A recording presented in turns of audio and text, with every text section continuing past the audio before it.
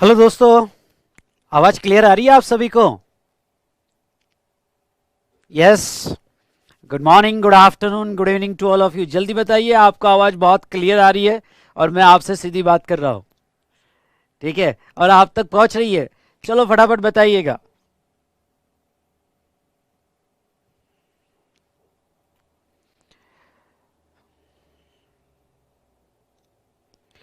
तो बेटा, हमारा डिस्कशन चालू था फॉरेन ट्रेड पॉलिसी, और आई होप आपने घर पे पढ़ा होगा। पहले मैं कह रहा हूँ, ये थ्योरेटिकल डिस्कशन है। अगर ये थ्योरेटिकल डिस्कशन है तो आपको घर पे पढ़ना पड़ेगा बेटा, तो ही आपके इसके ऊपर ग्रिप आएगी। आज हम कुछ क्वेश्चन आंसर पे भी डिस्कशन करेंगे।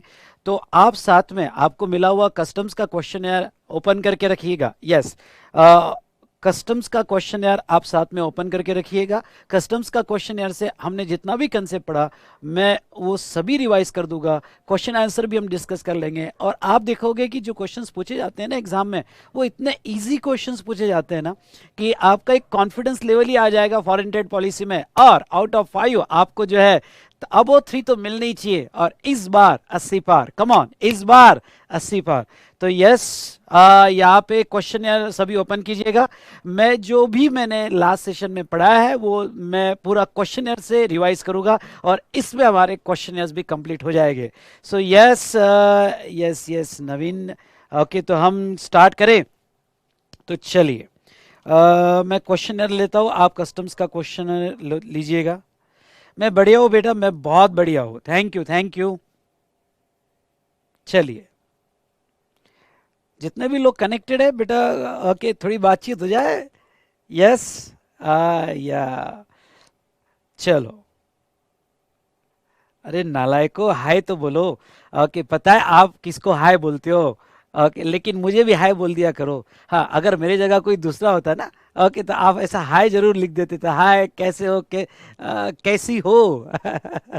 चलिए, आ, हम स्टार्ट करते हैं फॉरेन ट्रेड पॉलिसी का डिस्कशन फ्रॉम क्वेश्चनर। जितना भी हमने पढ़ा क्वेश्चनर से एक बार फटाफट रिवाइज कर लेंगे। So are you ready for that?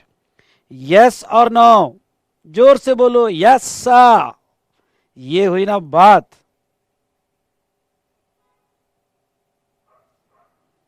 Thank you. Always love your lectures. Thank you बेटा, थैंक यू। अंकन, मेरी बेस्ट विशेस आपके साथ है। मैं वर्चुअल से आपको बेस्ट विशेस देना चाहता हूँ, और आई लव यू बेटा। Thank you. चलिए, तो फॉरेन ट्रेड पॉलिसी यहाँ पे आईसीएआई के सभी मटेरियल, आईसीएआई के मटेरियल में जितने भी क्वेश्चंस दिए वो मैंने यहाँ कवर कर लिए हैं।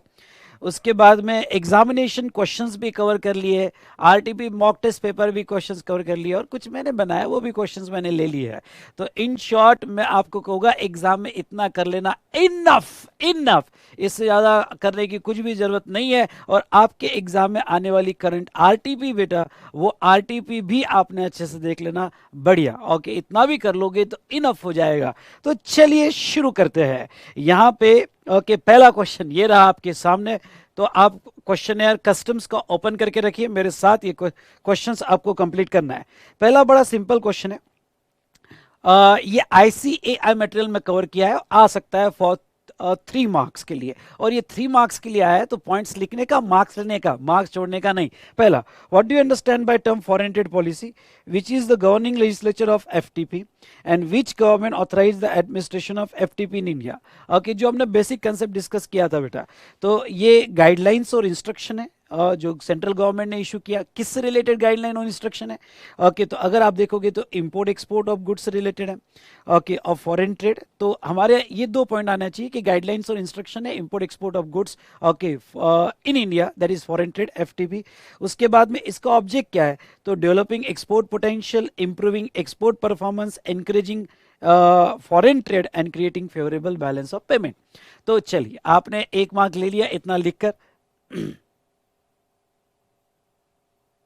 हेलो, थोड़ा रिलीज कर दीजिए।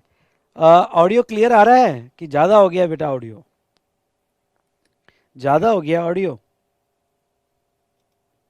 देखता हूँ, मैं कम कर देता हूँ। चलो, मैं कम कर दिया बेटा मैंने। 2 मिनट। देखो देखो, हो गया, हो गया, हो गया। अरे, ये क्या हो रहा है? बस हो गया, देखो हो गया।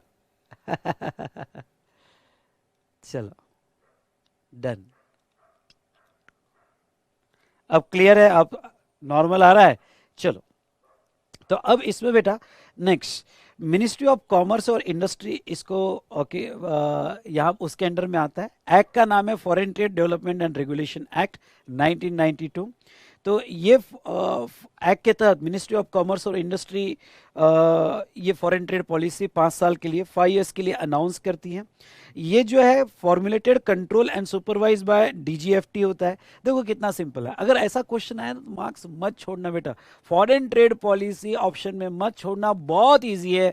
बस मेरे साथ ये क्वेश्चन यस कर लो, दैट्स इनफ। ओके, इससे ज्यादा और कुछ भी करने की जरूरत नहीं है। हेलो, हाँ मिल जाएगी बेटा, मिल जाएगी। पहले आज ये खत्म कर देता हूं। तो अब यहाँ पे नेक्स्ट देखिए, अदर इंपॉर्टेंट डीलिंग, ये सीबीआईसी, आरबीआई और स्टेट वैट डिपार्टमेंट के साथ काम करती है। चलो इसका रिवीजन हमारा हो गया। यहाँ पे नेक्स्ट अगर हम बात करें, यहाँ पे देखिए भाई क्या हो गया। अच्छा, ये क्वेश्चन नंबर 1 तो हो गया हमारा। अब हम ले लेते हैं क्वेश्चन नंबर 2। ओके, ये रहा आपके सामने। चलिए नेक्स्ट क्वेश्चन क्या है, enumerate the various matter in respect of which policies and regulations are frame under FTP. तो एफटीपी के अंडर जो 5 साल की पॉलिसी है, इंपोर्ट एक्सपोर्ट से रिलेटेड जनरल प्रोविजन डिसाइड होती है कि कौन सा गुड्स इंपोर्ट होना चाहिए, किस पे प्रोहिबिशंस होने चाहिए, किस पे रिस्ट्रिक्शंस होने चाहिए, कौन सा गुड्स यहाँ से एक्सपोर्ट होना चाहिए, वो पॉलिसी। स्कीम्स डिसाइड होती है, जैसे एमईआईएस और एसईआई स्कीम जो आज हम पढ़ेंगे। तो एमईआईएस और एसईआई स्कीम जो है, इसमें रिवॉर्ड कैसे मिलेगा ये डिसाइड होता है। Duty exemption and remission scheme, मतलब advance authorisation scheme, duty free import authorisation scheme, duty drawback scheme जिसे रिमिशन स्कीम कहते हैं, ये भी फॉरेन ट्रेड पॉलिसी में डिसाइड होता है। ईपीसीजी स्कीम, ओके, जो कैपिटल गुड्स पे बेनिफिट मिलता है, ये डिसाइड होता है। EOU, ESTP, STP, biotechnological park, इनकी भी पॉलिसी फॉरेन ट्रेड पॉलिसी के तहत डिसाइड की जाती है। डीम एक्सपोर्ट कंसेप्ट यहाँ पढ़ेंगे, वो भी फॉरेन ट्रेड पॉलिसी के थ्रू गवर्न किया जाता है। उसके बाद में क्वालिटी का कंप्लेंट्स एंड ट्रेड डिस्प्यूट्स, इसका भी ध्यान रखा जाता है। Specially BOT, board of trade and export promotional council इस बात पे पूरा ध्यान रखता है। और policy in respect of SEZ, ये भी डिसाइड होता है। अगेन थ्योरेटिकल क्वेश्चंस, पॉइंट लिखो, मार्क्स लो। ओके, तो ये हमने देखा। उसके बाद में बेटा नेक्स्ट क्वेश्चन यहां पे देखेंगे। सॉरी सॉरी सॉरी, हाँ नेक्स्ट क्वेश्चन जो 3 है, ये देखो। एक minute, just a minute, just a minute, हो गया। ओके, मुझे थोड़ा टाइम चाहिए, कुछ क्वेश्चन का सीक्वेंस तो नहीं बदल गया भाई। ओके, वो चेक कर लेता हूँ हमारे क्वेश्चन से। ये क्वेश्चन नंबर 3 है। हाँ, ये क्वेश्चन नंबर 3 है। Okay, monotype traders want to enter into export contract to various customer, ठीक है। It intend to understand the currency denomination while entering into a contract with them and seek your advice as to how it should ensure the compliance। ये question ICAI के material में है। ये आपको book में इस पे बहुत शॉर्ट में मिलेगा, लेकिन मैंने क्वेश्चन में इसको थोड़ा डिटेल में लिया हुआ है। हाँ, ये मैं ज़्यादा क्वेश्चन में डिटेल में पॉइंट्स लिए हैं, पर मैं ज़्यादा इसको डीप में नहीं पढ़ाऊंगा, क्योंकि इसके लिए आपको फेमा जो आपकी लॉ की फैकल्टी पढ़ाएगी, एज वेल एज ओके आपका एफएम फाइनेंशियल मैनेजमेंट, इसके लिए आपको हेल्प करेगा। देखो, तो यहाँ पे monotype trader can denominate all export contract and invoice either freely convertible currency और Indian rupees, but export proceeds shall be realise in freely convertible currency.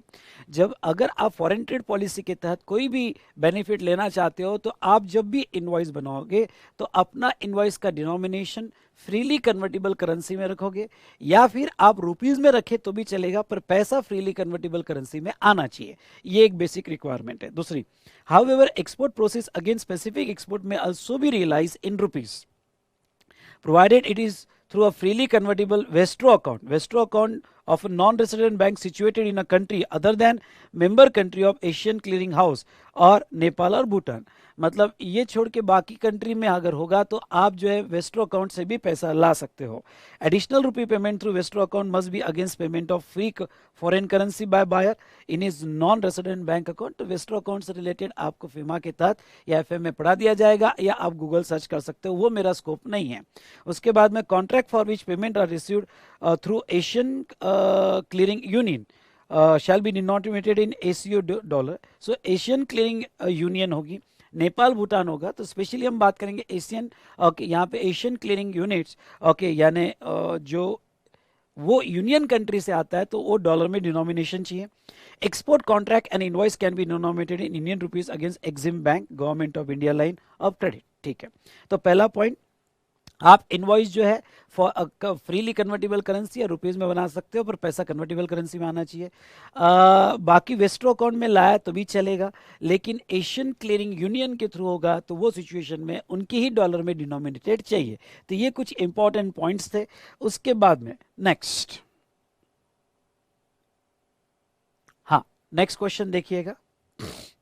Next है briefly explain how FTP is link with customs law. अरे वाह, और ये पूरा connected ही custom law से, पूरा administration ही custom law करता है। पर पढ़ लेते हैं, ये CA final mock test paper March 19 में और आईसीएआई मटेरियल में है। अगर एग्जाम में क्वेश्चन आया तो ऐसे 4 पॉइंट्स लिखने का और मार्क्स लेने का, बहुत ही सिंपल है एफटीपी बेटा, मार्क्स नहीं छोड़ने का।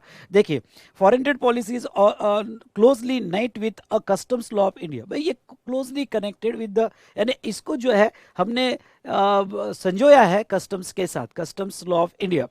हाउएवर पॉलिसी प्रोविजन पर से मतलब in itself, okay in itself do not override tax law. Exemption extended by FTP are given effect by issuing notification in respective tax law. ख्याल रहे, हमने इसको कस्टम लॉ के साथ संजोया है, लेकिन यहाँ पे जो भी पॉलिसी के डिसीजन होंगे वो कस्टम्स लॉ को ओवरराइड नहीं करेंगे। अगर कोई प्रोडक्ट को फॉरेन ट्रेड पॉलिसी के तहत रिस्ट्रिक्शन डालना है या एग्जम्पशन देना है या कुछ भी बेनिफिट देना है तो उससे रिलेटेड रिस्पेक्टिव एक्ट में, मतलब कस्टम एक्ट में, सीजीएसटी एक्ट में, यूटीजीएसटी एक्ट में, रिस्पेक्टिव एक्ट में आप जो है ये चेंजेस आपको नोटिफिकेशन होगा और चेंजेस इश्यू हो गए। Custom tariff act 1975, thus actual benefit of exemption depends on language of exemption notification issued by CBIC। जो भी exemption दिया जाएगा वो फॉरेन ट्रेड पॉलिसी के हिसाब से नहीं पढ़ा जाएगा। हाँ, उनके सजेशंस आएंगे कस्टम्स एक्ट में और कस्टम्स एक्ट में नोटिफिकेशन इशू किया जाएगा। और जो भी कस्टम एक्ट में नोटिफिकेशन इशू किया गया बेटा, ओके, तो वो नोटिफिकेशन को हम इंटरप्रेट, जैसे नोटिफिकेशन दिया गया कस्टम्स एक्ट में उसी हिसाब से इंटरप्रेट करेंगे। Most of the cases exemption notification refer to policy provision for detail conditions. Ministry of finance and tax authority can not questions the decision of authority of union commerce, ministry of commerce. हाँ, अब ये भी ख्याल रहे कि अगर foreign trade policy में कोई डिसीजन लिया गया, वो पॉइंट बड़ा इंपॉर्टेंट है, फॉरेन ट्रेड पॉलिसी में कोई डिसीजन लिया गया तो यहाँ पे मिनिस्ट्री ऑफ फाइनेंस उसके ऊपर सवाल नहीं उठा सकती है कि आप ये एग्जम्पशन क्यों दे रहे हो। हाँ, अगर फॉरेन ट्रेड पॉलिसी में मिनिस्ट्री ऑफ कॉमर्स ने डिसीजन ले लिया कि एग्जम्पशन देना है तो उस एग्जम्पशन का नोटिफिकेशन मिनिस्ट्री ऑफ फाइनेंस बनाएगी। इंटरप्रेट भी मिनिस्ट्री ऑफ फाइनेंस के हिसाब से होगा, पर डिसीजन को चैलेंज नहीं कर सकते कि मिनिस्ट्री ऑफ कॉमर्स ने ऐसे कैसे कर लिया। उसके बाद में यहाँ पे decision of director general of trade, मतलब DGFT is final and binding, इसके बारे में हमने बात किया था। Interpretation of provision of foreign trade policy और provision of handbook procedure, appendix, आयात निर्यात फॉर्म्स वगैरह, classification of any items in ITC. तो डीजीएफटी का डिसीजन फाइनल डिसीजन रहेगा। ये इस पर भी हमने बात की थी दोस्तों, ठीक है। चलिए, ओके, आपके डाउट्स क्वेश्चंस मैं बाद में लेता हूँ बेटा, पहले हमारे इंपॉर्टेंट पॉइंट्स को हम डिस्कस कर लेते हैं। तो यस, आपको समझ में आ रहा है? जो भी लोग कनेक्टेड है हाँ बोलिए बेटा। ओके, डोंट बी ए डम, मैं चाहता हूँ कि हाँ बोलिए। ओके बेटा, थोड़ा हाई फाई हो जाए, ओके हाँ बोल दिया जाए तो मजा आएगा। चलिए बेटा, ओके नेक्स्ट क्वेश्चन देखिए, यहाँ पे 5th क्वेश्चन स्टेटस होल्डर से रिलेटेड है। हाँ, अपनी रेगुलर बुक भी निकालना। एक करेक्शन मैं आपसे करवाना चाहूंगा रिगार्डिंग टू स्टेटस होल्डर। भाई क्या करेक्शन है सर, ये बताइए। तो बिल्कुल बिल्कुल बिल्कुल आ जाओ आप हमारे रेगुलर बुक में। यहाँ पे स्टेटस होल्डर के कंसेप्ट पे, वो दूसरे या तीसरे पेजेस पे मिलेगा नीचे स्टेटस होल्डर। वहां पे अगर आप रेगुलर बुक में आओगे तो यस, रेगुलर बुक में स्टेटस होल्डर के कंसेप्ट पे आना।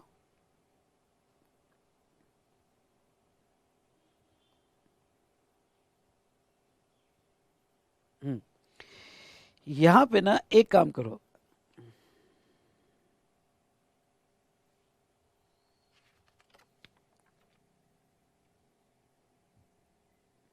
चलिए ये जो करना है आपको, यहाँ पे ये रुपीज में है आपको, नहीं सॉरी, हाँ ये यूएस डॉलर में लिया है, इसको ऐसा भी लिखा तो भी चलता है। ओके, इसको आप इस तरह से भी लिखा तो भी चलेगा। 3 मिलियन यूएस डॉलर, तो आपका आसानी होगी। ये 25, ये 100, ये 500 और ये 2000 मिलियंस। ओके चलो ये ऐसा लिखा तो भी चलेगा, करेक्शन नहीं है, आपको इजी अंडरस्टैंडिंग के लिए। तो मैं आ जाता हूँ स्टेटस होल्डर पे। तो ये देखिएगा, हम आते हैं क्वेश्चन पे स्टेटस होल्डर के। अब एक सवाल बहुत अच्छा केस स्टडी बना है। Two exporter namely blue haven private limited and clean planet private limited has achieve the status of status holder 1 star export house in a financial year 15-16। ठीक है, both are exporter have been regularly exporting the goods every year. ठीक है, what would have been minimum export performance of two exporter to achieve such status? Both the exporter want to establish export warehouses in accordance with the applicable guidelines. What should be their minimum export turnover to enable them to establish export warehouses? आप status holder में आओगे और उनके benefits में देखोगे तो देखो, what are the privilege to status holder, book में देखो। तो अगर आपको यहाँ पे वेयर हाउसेस बनाना है, देखो कितना काम का है। अगर आपको वेयर हाउसेस बनाना है तो आप यहाँ पे 2 स्टार एक्सपोर्ट हाउसेस होना जरूरी है, यानी आपको याद रखना पड़ेगा। ये एग्जाम में पूछा गया है May 17 के, 2 स्टार एक्सपोर्ट हाउसेस होना जरूरी है। और 2 स्टार एक्सपोर्ट हाउसेस के लिए यहाँ आपको जो है कम से कम 25 मिलियन ओके यूएस डॉलर आपको इतना टर्नओवर रखना पड़ेगा। अगर आप पिछले 4 साल में से 2 साल ओके ऑन एवरेज इतना टर्नओवर रखोगे तो डेफिनेटली जो है आपको ये बेनिफिट मिलेगा। तो देखिए वो क्या कहते हैं, status holder are business leader who can excel the international trade and have successfully contributed to country of foreign trade. All export of goods services and technology having import export code number shall be eligible for recognisation of status holder.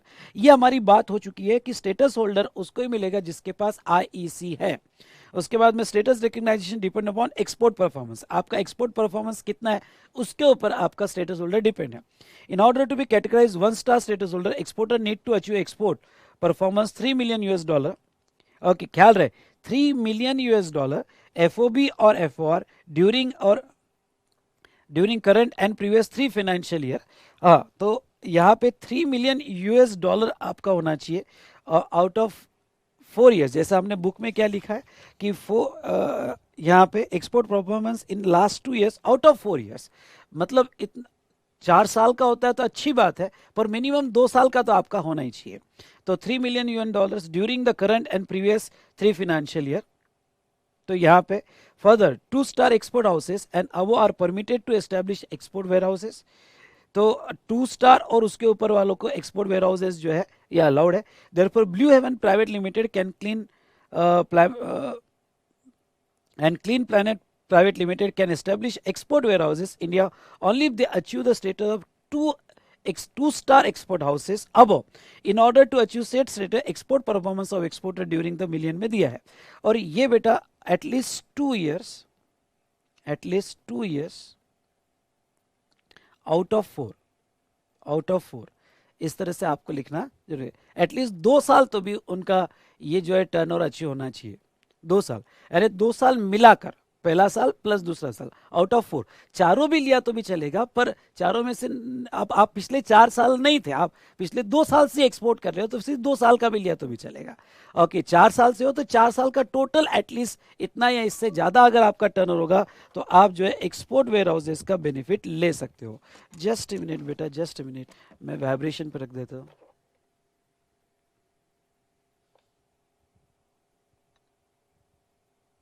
Just a minute, मैं आपका सवाल समझ गया।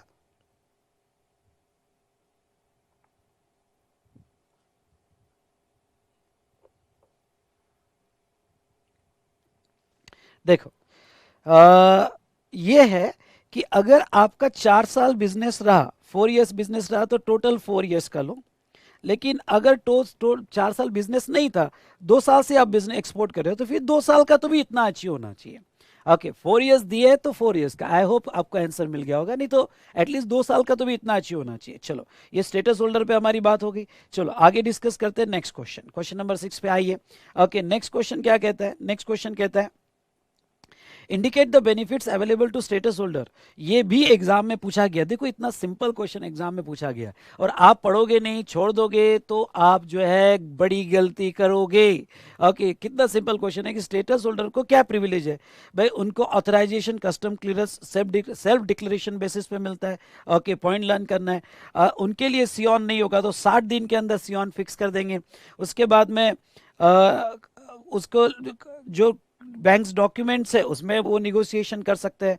Okay, उसके बाद में remittance receipt उनको देना ही पड़ेगा। एग्जम्पशंस फ्रॉम बैंक गारंटी, जो भी बैंक गारंटीज वगैरह लगती है तो उससे एग्जम्पशन मिलेगा। उसके बाद में 2 स्टार एक्सपोर्ट हाउसेस जो है तो उनको वेयर हाउसेस 2 स्टार या अबो होगा तो वेयर हाउसेस की परमिशन मिलती है। 3 स्टार एंड अबो होगा, house shall be entitle to bid aggregated client programme. Okay, ये याद रखना, एमसीक्यू क्वेश्चन में आ सकता है कि 2 स्टार या 3 स्टार या अबो होगा तो कस्टम्स के एक्रीडेटेड यानी प्रायोरिटी क्लाइंट्स प्रोग्राम में आ सकता है। उसके बाद में स्टेटस होल्डर, हाँ ये वाला पॉइंट मुझे लगता है कि इसके ऊपर वो इस बार केस स्टडी पूछ सकते हैं कि status holder shall entitle to export freely exportable items, मतलब क्या, जेम्स और ज्वेलरी छोड़ के बाकी कुछ आइटम्स वो फ्रीली एक्सपोर्ट कर सकते हैं, मतलब उसका पैसा कन्वर्टेबल फॉरेन एक्सचेंज में नहीं भी लाया तो भी चलेगा। तो कितना, annual limit 2% of average annual export realisation during 3 licensing year for all exporter, यानी पिछले 3 लाइसेंसिंग ईयर में जो एवरेज हुआ उसका 2% तक का वो फ्री एक्सपोर्ट कर सकते हैं, जिसका पैसा कन्वर्टेबल फॉरेन एक्सचेंज में नहीं भी लाए तो भी चलेगा। और जेम्स और ज्वेलरी होगा तो 1 करोड़ या 2% के हिसाब से वो हम कैलकुलेट करेंगे। हमने ये पढ़ा था, मैं रिवाइज करके दे रहा हूँ बेटा। ओके, आप एंजॉय कर रहे हो? अगर एंजॉय कर रहे हो तो बोलो यस सर। ओके, देखो क्वेश्चन ईयर सॉल्व करोगे तो मैच्योरिटी बहुत बढ़ेगी। रेगुलर बुक आपके पढ़ाई का सिर्फ 40% काम करती है। मैं आपको कहूँ क्या, 40% रेगुलर बुक काम करती है, 20% सॉरी रेगुलर बुक में 30% ही लेता हूँ। रेगुलर बुक 30% काम करती है, 30% क्वेश्चनर काम करता है, 10 से 15% अमेंडमेंट और आपकी टेस्ट सीरीज काम करती है, और आखिरी का 15% आपका कॉन्फिडेंस काम करता है। तब जाके आप अच्छे मार्क्स स्कोर कर सकते हो बेटा। ओके, तो जोर से बोलो, समझ में आ रही कि आपको बात? अगर आ रही होगी तो जोर से बोलो यस सर, समझ में आई बात? ये हुई ना? चलो आगे, ये हुई बात बेटा। अब आगे बढ़ते हैं। चलो बेटा, नेक्स्ट क्वेश्चन है यहाँ पे 7 क्वेश्चन, आ जाइए। अरे बहुत कम लोग आंसर दे रहे हैं, बाकी क्यों चुप बैठे? डोंट बी अ डम, बी एक्टिव।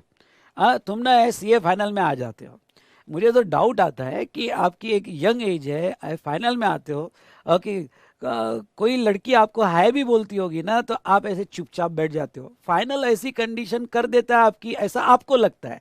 नहीं बेटा, अगर आप एक्टिवली रहे तो फाइनल ऐसी कंडीशन आपकी नहीं करता है। आप एक्टिव होना बहुत जरूरी है लाइफ में। अरे क्या हो गया, कुछ तो गड़बड़ हो रही है। हाँ, हो गया। चलिए नेक्स्ट, ये बहुत अच्छा क्वेश्चन है, ऐसा स्टार कीजिएगा। Payal company unit located in agri export zone have made export of machinery worth ₹30 lakh per annum. चलो 30 lakh US$, 30 lakh per annum का मशीनरी, 30 लाख मतलब 3 मिलियन।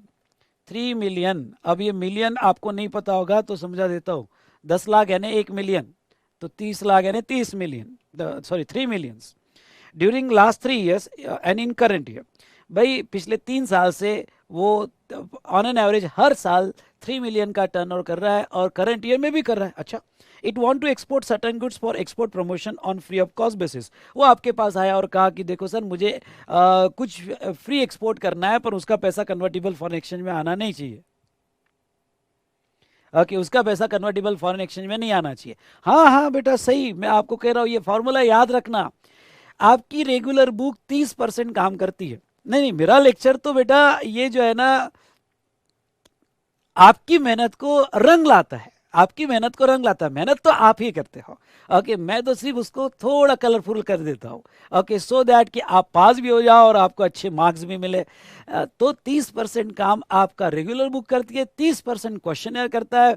ओके, ये स्टैंडर्ड फॉर्मूला याद रखना। 15% test series, RTP, mock test paper और बाकी आपका जो एग्जाम लेवल पे कॉन्फिडेंस है वो आपको मेंटेन करता है। बेटा बहुत काम आएगा। ओके, मैं ऐसा स्पेशल मोटिवेशन लेक्चर देता नहीं हूँ क्योंकि मुझे वैसे देते नहीं आता है। ओके, लेकिन पढ़ाते पढ़ाते बहुत सारी बातें कहता हूँ। लंबी सांस लो और कहो जो भी हुआ अच्छा हुआ और जो भी होगा बहुत बहुत बहुत अच्छा होगा। आए हम कुछ अच्छा करने, ठीक है। चलिए बेटा, तो अब यहाँ पे भाई उसको फ्री करना है तो यहाँ 25 लाख का उसको फ्री बांटना है और $50 50 दिए। Examine whether Payal company can export promotion goods free of goods on blah blah blah. ठीक है, तो पहले तो लीगल प्रोविजन लिख लो कि भाई स्टेटस होल्डर होगा तो वो 2% एवरेज एनुअल एक्सपोर्ट रियलाइजेशन ये बढ़ाना चाहिए, तो मार्क्स है। ड्यूरिंग प्रेसिडिंग 3 लाइसेंसिंग ईयर्स, पिछले 3 साल। ओके, पहले तो यहाँ पे वो स्टेटस होल्डर होना चाहिए, तो हम देखेंगे कि करंट ईयर में वो स्टेटस होल्डर है या नहीं है। फिर वो 1 स्टार हो, 2 स्टार हो, 3 स्टार हो, चलेगा। ओके, तो पहले स्टेटस होल्डर होगा और वो पिछले 3 साल में जो पैसा मिला उसका 2% तक वो यहाँ पे फ्री एक्सपोर्ट कर सकता है, जिसका पैसा कन्वर्टेबल फॉरेन एक्सचेंज में नहीं भी लाया तो चलेगा दोस्तों। चलिए, तो और उसके स्टेटस होल्डर होने के लिए उसके पास क्या होना चाहिए, आईईसी इंपोर्ट एक्सपोर्ट कोड होना चाहिए और स्टार रेटिंग होनी चाहिए। अब स्टार रेटिंग होनी चाहिए तो क्या है, पिछले 4 साल अगर पूरे अवेलेबल हो गए तो 1 स्टार 3 मिलियन लर्न करके जाना। भाई क्वेश्चन आते हैं, लर्न करके जाना। मैंने बोला होगा लास्ट लेक्चर में ओके कि रीड करके जाना, लेकिन मैं देख रहा हूँ कि क्वेश्चन बड़े अच्छे आते हैं तो लिमिट लर्न करके जाना बड़ी काम की लिमिट है। तो ऐसे सिचुएशन में कि 4 साल हमारे पास अवेलेबल है, 4 साल अवेलेबल है तो 4 साल से मल्टीप्लाई कर दे 30 लाख को तो 120 लाख होते हैं, मतलब 12 मिलियन होते हैं $12, 12 मिलियन यानी हम स्टेटस होल्डर ले सकते हैं। ओके, अगर 4 साल टोटल कर दे तो 12 मिलियन होते हैं तो हम स्टेटस होल्डर ओके यहाँ पे क्राइटेरिया ले सकते हैं। ठीक है, पर हमको 1 स्टार ही मिलेगा क्योंकि 2 स्टार के लिए कितना है बेटा, two two two two two two two के लिए ओके देखो 25 है। ओके, तो 25 है तो अभी टाइम है, हमारा 12 हुआ है तो 1 स्टार तो मिल ही जाएगा। तो फिर आप ये लिखिएगा कि भाई ये यूनिट एग्री एक्सपोर्ट जोन में। एक्चुअली ये पैरा का कोई इतना इंपॉर्टेंट नहीं है। ओके, नॉट सो इम्पॉर्टेंट लिख देना, नॉट सो इम्पॉर्टेंट। बस आप इतना लिख देना कि वो स्टेटस होल्डर मिल जाएगा। और अब ये स्टेटस होल्डर है ओके, तो अब ये यहाँ पे कितना फ्री एक्सपोर्ट कर सकता है, तो 2% ऑफ, 2% ऑफ किसका, तो जो उसका अमाउंट रियलाइज हुआ है, समझ लो उसका अमाउंट हम अज्यूम करते चलते हैं कि भाई वो 30 लाख उसका करंट ईयर का रियलाइज अमाउंट है। अगर करंट ईयर का 30 लाख रियलाइज अमाउंट है तो उसको रुपीज में कन्वर्ट कर दिया तो 1500 लाख आता है इंटू 2%, यानी वो 30 लाख तक का यहाँ पे एक्सपोर्ट कर सकता है, जिसका पैसा कन्वर्टेबल फॉरेन एक्सचेंज में नहीं भी लाया तो भी चलेगा। तो उसकी रिक्वायरमेंट 25 लाख की थी। अरे भाई उसकी रिक्वायरमेंट 25 लाख की हो तो 30 लाख तक कर सकता है, तो चलो हो गया वो 30 लाख, तो यहाँ पे या डन। देखो ऐसा क्वेश्चन आया, वैसे एग्जाम में आया हुआ है, और ऐसा क्वेश्चन आया तो डरने का नहीं, लिखने का बॉस। ठीक है, तो ये हुई ना बात। चलो done done done done done.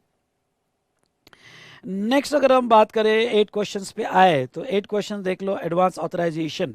Okay, चलो एडवांस ऑथराइजेशन के पॉइंट्स क्या थे फटाफट मैं आपको बता देता हूँ। एडवांस ऑथराइजेशन ओके, पहली बात तो आपको जो ये एडवांस ऑथराइजेशन स्कीम में ये था कि आप विदाउट इंपोर्ट ड्यूटी गुड्स ला सकते हो। एसडी 3739 का भी एग्जम्पशन आपको दिया गया है, स्पेशली दिया गया है। अगर आप फिजिकल एक्सपोर्ट करते हो, आप डीम एक्सपोर्ट करते हो तो भी बेनिफिट मिलेगा। सभी कस्टम ड्यूटी यानी बीसीडी, एडवांस ऑथराइजेशन की खास बात ही है BCD plus other duty except protected duty अगर हम बात करें, और सीवीडी ऑन सब्सिडाइज आर्टिकल, ये 2 ड्यूटी छोड़ दी जाए तो सभी ड्यूटीज का ओके यहाँ पे बेनिफिट मिलने वाला है। डीएफआई में सिर्फ बीसीडी का मिलता है, लेकिन एडवांस ऑथराइजेशन में सभी ड्यूटीज का आपको बेनिफिट मिलता है। ओके, ये बेनिफिट सिर्फ एक्सपोर्ट को नहीं, डीम एक्सपोर्ट को भी मिलता है। ओके, अगर आप एसईजेड वगैरह होगा तो उनको भी मिलता है। वैलिडिटी 12 महीने के अंदर आपको इंपोर्ट कंप्लीट करना है और 18 महीने के अंदर अपना एक्सपोर्ट ऑब्लिगेशन कंप्लीट करना है। ओके, एक्सपोर्ट रियलाइजेशन आपको कन्वर्टिबल करेंसी में लाना है। एलिजिबल गुड्स जो फिजिकली इनकॉर्पोरेट होगा और जो कंज्यूम होता है उसमें फ्यूल और कैटलिस्ट अलाउड है, ऑयल भी अलाउड है। आप स्पेस ला सकते हो 10% of CI value of authorisation. उसके बाद में जो स्टेट ट्रेडिंग एंटरप्राइजेस के आइटम्स है वो कवर नहीं होंगे।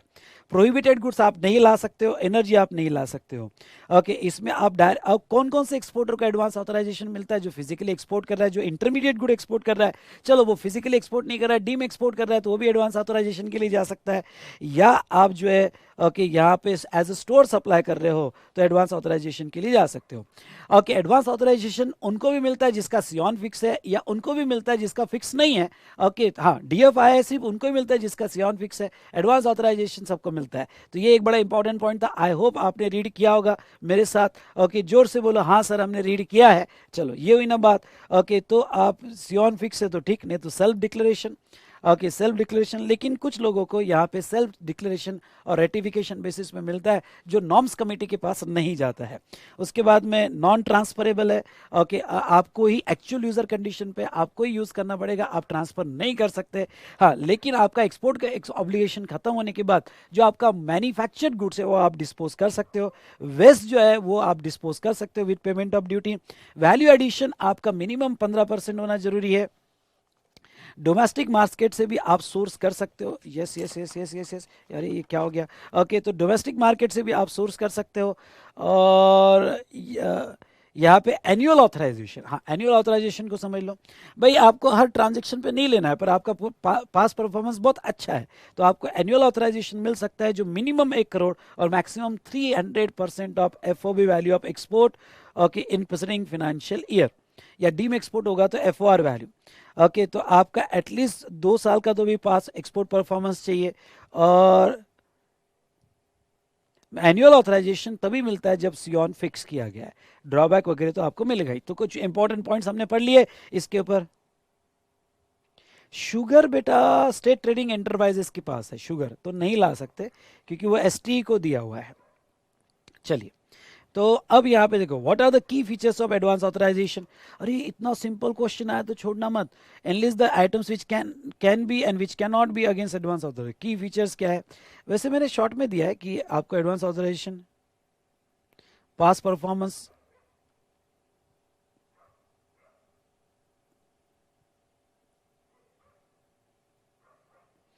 की फीचर्स ऑफ, एक ऐड करना आप यहाँ पे एनुअल एडवांस ऑथराइजेशन स्कीम।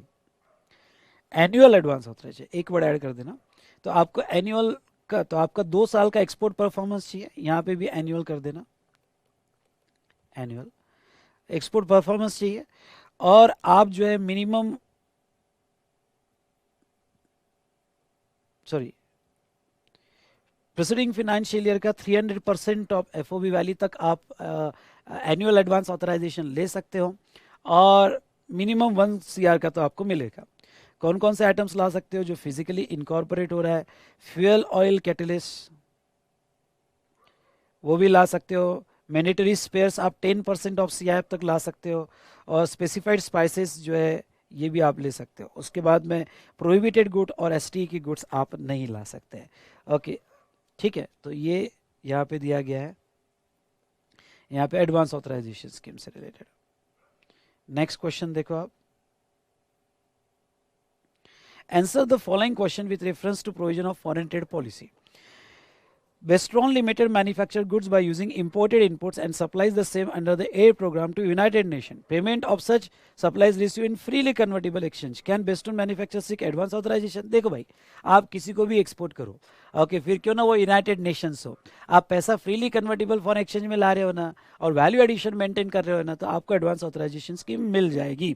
अगर आप आंसर पढ़ रहे हो तो एडवांस ऑथराइजेशन स्कीम इसमें मिल जाएगी। दूसरा, LMN Limited has imported inputs without payment of duty under advance authorization. ठीक है, CI value of such input is 20 lakhs. Okay, जो इनपुट है उसकी CI वैल्यू जो है 20 lakhs है। Inputs are processed and final product is exported.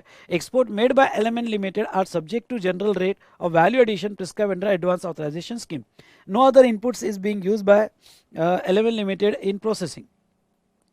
What would be the minimum FOB value of export made by LM limited as per the advance authorisation. मतलब क्या, अगर वो सीआईएफ वैल्यू 20 लाख तक का inputs लाया है तो ऐसे सिचुएशन में उसको वैल्यू एडिशन मिनिमम कितना मेंटेन करना पड़ेगा एडवांस ऑथराइजेशन में, और अपनी एक्सपोर्ट वैल्यू कितनी रखनी पड़ेगी। तो एडवांस ऑथराइजेशन में उसको मिनिमम 15% का तो वैल्यू एडिशन रखना है, उससे ज़्यादा तो वो कितना भी रख सकता है। वैल्यू एडिशन कैसे निकालते हैं, तो उसका फॉर्मूला दिया है, इसको भी मार्क्स मिलेंगे। V okay, value addition equals to A minus B, value addition equals to A minus B divided by E B into 100। So यहाँ पे FOB value export realise, okay, A यानी एक्सपोर्ट की FO value और ए सी I value.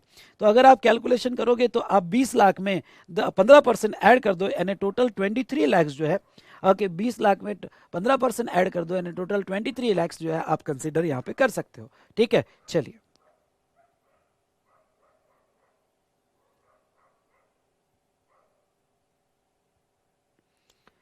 Next question.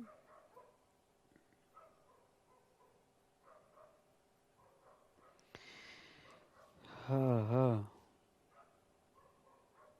अच्छा, अरे वाह, यहाँ देखिए, jigsaw puzzle has imported inputs having CI value 25 lakhs without 25 payment of duty under advance authorisation. अच्छा, सीआई वैल्यू 25 लाख है विदाउट पेमेंट ऑफ ड्यूटी और एडवांस ऑथराइजेशन में लाया है।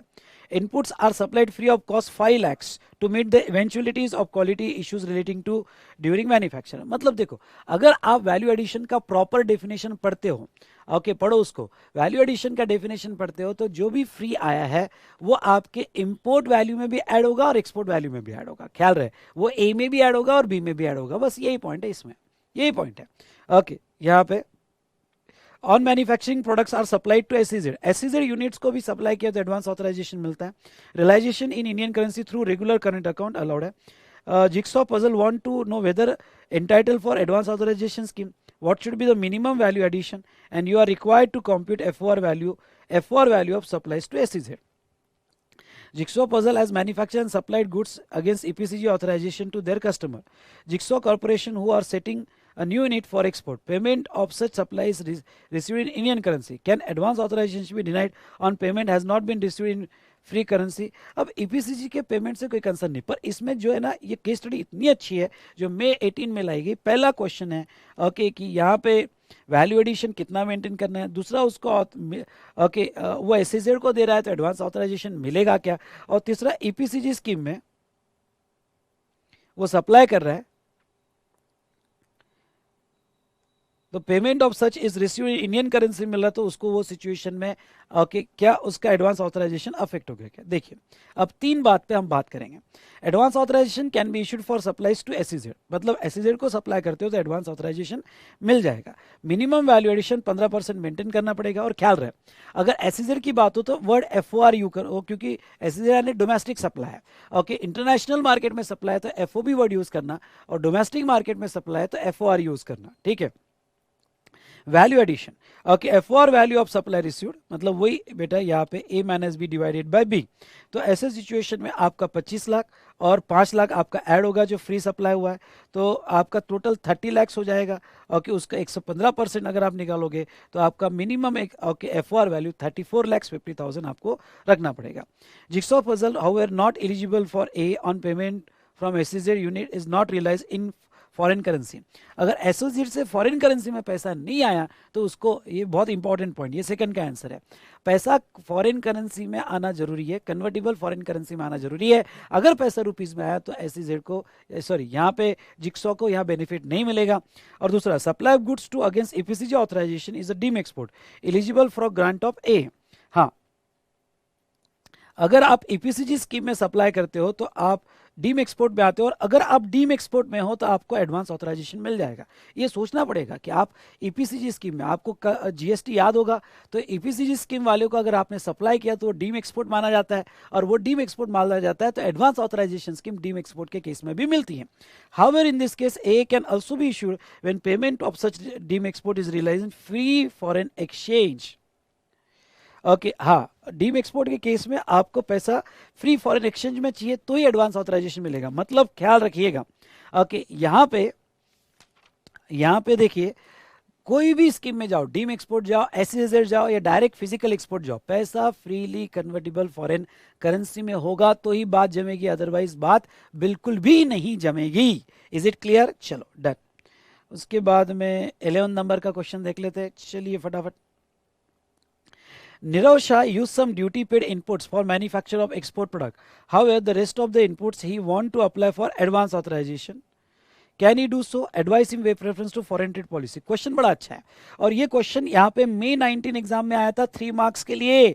और जो बच्चे लिख नहीं पाए, आगे क्यों नहीं लिख पाए बेटा? क्योंकि फॉरेन ट्रेड पॉलिसी पढ़ी नहीं थी। इतना सिंपल क्वेश्चन था। क्वेश्चन इतना था कि भाई उसके पास existing duty paid group inputs है कुछ, और वो कुछ और इनपुट्स लाना चाहता है, ख्याल रखिएगा। ओके, वो कुछ और इनपुट्स लाना चाहता है यहाँ पे।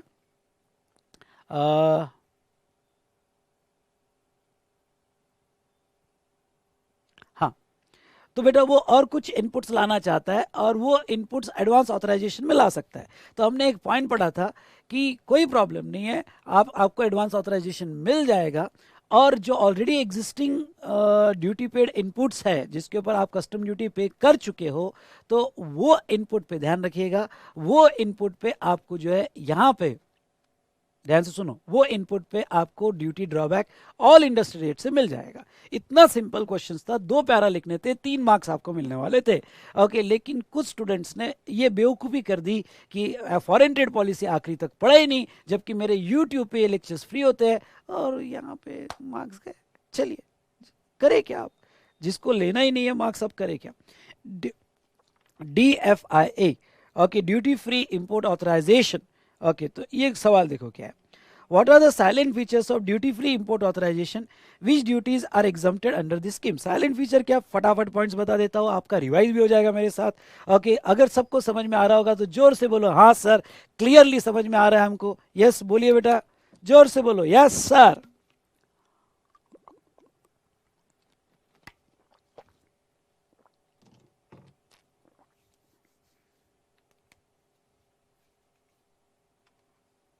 चलिए, DFI issued allowed, okay, duty free import of inputs, oil catalysts which are required for production of export product, वो भी allowed है। Goods imported are exempt only from basic custom duty. Benefit आपको सिर्फ BCD से मिलता है DFI में। उसके बाद में DFI shall be issued on post export basis for product which SION has been notified। मैं आपको पहले कहा DFI स्कीम के लिए यहाँ पे SION जरूरी है, SION होगा उसको ही DFI मिलेगा। एडवांस ऑथराइजेशन में ऐसा नहीं है, ठीक है। दूसरा मैं आपको ये बता दूं कि मोस्टली ये पोस्ट एक्सपोर्ट, मतलब क्या, एडवांस ऑथराइजेशन तब मिलता है जब आपके पास एक्सपोर्ट ऑर्डर है। यहाँ पे DFI तब मिलता है जब आपके पास एक्सपोर्ट ऑर्डर नहीं है पर आपका पुराना एक्सपोर्ट परफॉर्मेंस है, और पुराना एक्सपोर्ट परफॉर्मेंस है तो वो सिचुएशन में DFI आपको मिलता है। Okay, next, separate DFI shall be issued for each SION, okay, and each port. Okay, अलग अलग DFI अलग अलग पोर्ट के लिए इश्यू होगा। No DFI shall be issued for export product where SION prescribe actual user condition for any inputs. मतलब क्या कि अगर आप यहाँ पे सियोन बुक देखते हो, सियोन बुक में लिखा है कि एक्चुअल यूजर कंडीशन है, यानी जिसने लाया उसको यूज करना पड़ेगा, तो फिर उसका DFI नहीं होगा, क्योंकि DFI ट्रांसफरेबल होता है और ट्रांसफरेबल के केस में एक्चुअल यूजर कंडीशन लग ही नहीं सकती। उसके बाद में यहाँ पे आप डोमेस्टिक मार्केट से भी ले सकते हो अंडर ARO। उसके बाद में आप ड्रॉबैक अगर होगा तो साथ साथ में ड्रॉबैक भी क्लेम कर सकते हो। और DFI ट्रांसफरेबल है और मिनिमम वैल्यू एडिशन 20% है। बस इतने पॉइंट्स लिख लो, दैट्स ऑल। ओके, चलिए नेक्स्ट। यहाँ पे नेक्स्ट क्वेश्चन देखो, देखते देखते हमारे 13 क्वेश्चन हो गए हैं। ओके, बहुत ही easy. Discuss briefly similarity and differences between advance authorisation. अब देखो इतना सिंपल क्वेश्चन है। ओके, May 18 में इतना सिंपल क्वेश्चन है, इसके मार्क्स छोड़ना चाहिए क्या आपने? बोलो आप, जो भी मेरे से कनेक्टेड है। ओके, बोलो। वो पूछ रहा है DFI और एडवांस ऑथराइजेशन में डिफरेंस क्या है, बोलो। मार्क्स छोड़ने चाहिए क्या? बोलो, मैं आंसर का वेट कर रहा हूं। छोड़ने चाहिए कि नहीं छोड़ने चाहिए मित्रों? हमने मार्क्स छोड़ने चाहिए कि नहीं छोड़ने चाहिए मित्रों? बोलिए बेटा। एक बार की गर्लफ्रेंड छोड़ देना पर एग्जाम के मार्क्स मत छोड़ना क्योंकि बाद में गर्लफ्रेंड को समझाया जा सकता है पर एग्जाम दोबारा लेना गलत बात है। ये बात हुई, मार्क्स कैसे छोड़ेंगे इसके?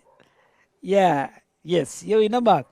तो ऐसे सिचुएशन में यहाँ पे अगर हम बात करें तो सिमिलरिटी जो है, duty free import of inputs, oil और कैटलिस्ट जो है वो प्रोडक्ट अलाउड है, ड्यूटी फ्री इनपुट्स पे ड्यूटी फ्री मिलती है। उसके बाद में डिफरेंसेस क्या है, तो एडवांस ऑथराइजेशन नॉट ट्रांसफरेबल है, तो डीएफआई ट्रांसफरेबल है आफ्टर ईओ।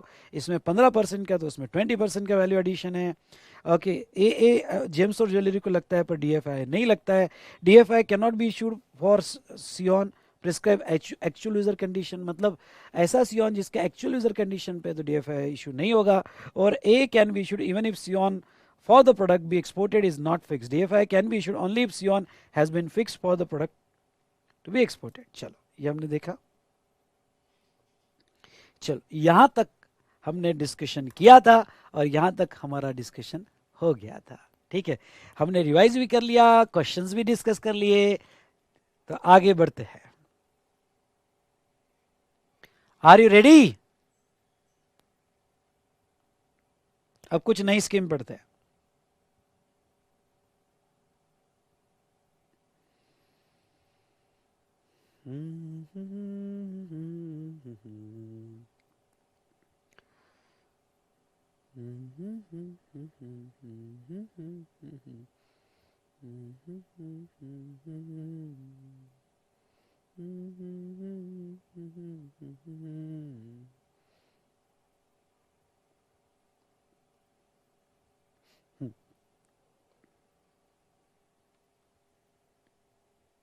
चलिए नेक्स्ट बेटा, ये है ड्यूटी, हमने एग्जम्पशन स्कीम पढ़ लिया। ये सेकंड था ड्यूटी रिमिशन स्कीम, जो ड्रॉबैक होता है। और ये ड्यूटी ड्रॉबैक हम ऑलरेडी कस्टम्स में पढ़ चुके हैं अंडर सेक्शन 75 और अंडर सेक्शन 74, इसलिए मैं यहाँ पे फिर से नहीं पढ़ाऊंगा। ड्यूटी ड्रॉबैक स्कीम हमने ऑलरेडी पढ़ चुकी है। ठीक है, चलो डन।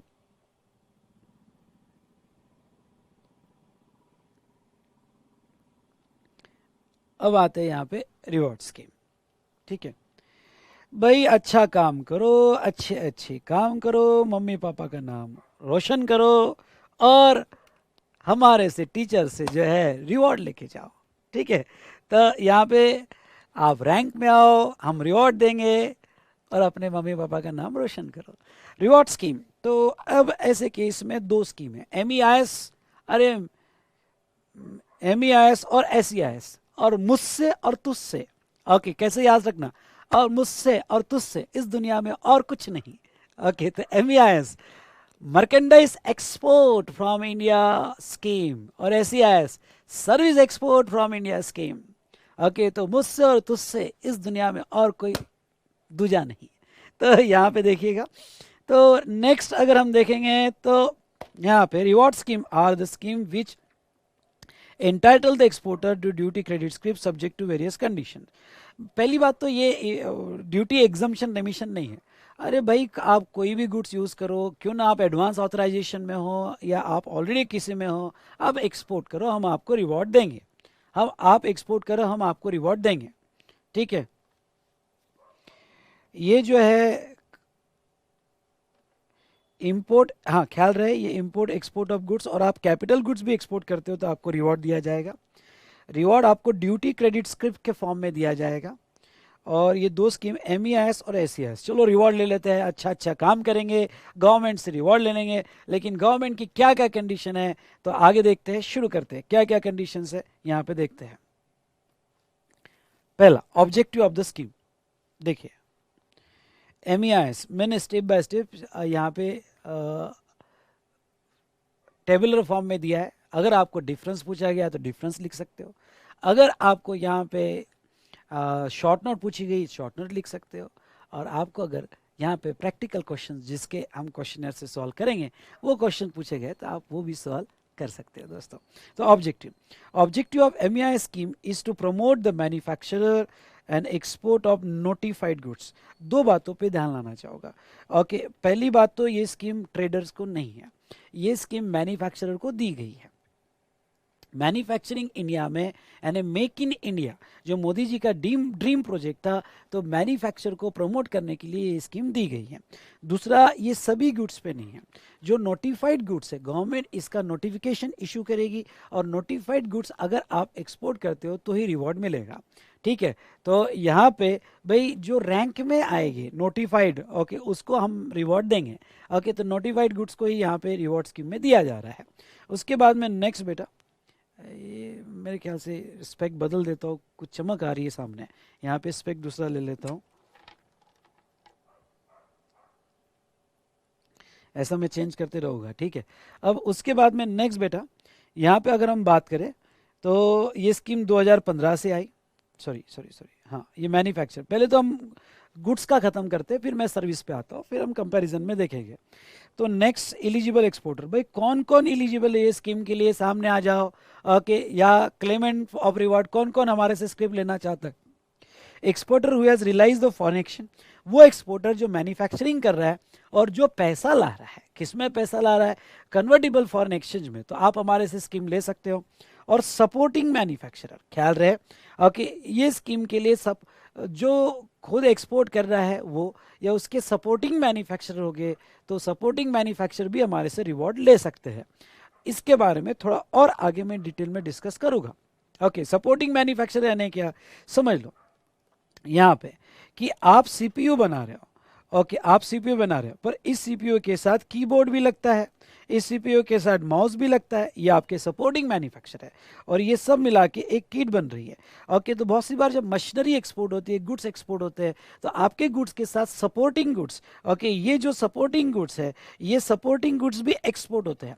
ओके, तो इनको भी ये रिवॉर्ड मिलेगा, तो आपको तो मिलेगा, आपके साथ साथ आपका जो साथ देंगे, सबका साथ सबका विकास, तो आपको भी ये सपोर्ट यहाँ पे बेनिफिट मिलेगा। तो जोर से बोलो ओके, तो यस, एक ओके, यहाँ पे बोलो वाह वाह। ओके, तो यार सबको स्कीम है, रेगुलर वालों को और सपोर्टिंग वाले को। ओके, नेक्स्ट अगर हम बात करें, आपको एग्जांपल लिखना है तो नीचे लिख सकते हो आप कि मेन सीपीयू, दूसरा माउस की यहाँ पे कीपैड वगैरह जो बना रहा है तो उनको भी मिलेगा। तीसरा, नोटिफाइड गुड्स, ख्याल रहे ये स्कीम सबको नहीं मिलेगी, ये स्कीम जो है ओनली फॉर नोटिफाइड गुड्स ही रहेगा। Okay, only for notified goods रहेगा। जैसे MEIS good, notified goods product to be notified, notified goods जो है उसका लिस्ट आएगा। ओके, आप market shall be eligible, underline notified goods ही मिलेगा MEIS स्कीम पे, unless otherwise specified. Basis of calculation of reward, आपको रिवॉर्ड कितना मिलेगा, तो on realise FOB value of export in free foreign exchange, और FOB value of export as given in shipping bill whichever is less. और नीचे लिखना general rate of reward is 7%, is 7%, general rate of reward is 7%, and script जो रहेगी वो आपको इसका 7%। चलो इस बात को समझ लेते हैं। रियलाइज FOB वैल्यू और सेकेंड शिपिंग बिल। देख भाई, ओके, ये बंदा एक्सपोर्ट कर रहा है, अच्छी बात है, गुड्स है, मर्केंडाइज गुड्स है, मैन्युफैक्चर कर रहा है और एक्सपोर्टर है, और ये बंदा एक्सपोर्ट कर रहा है, अच्छी बात है, एक्सपोर्ट तो करना चाहिए बंदे ने।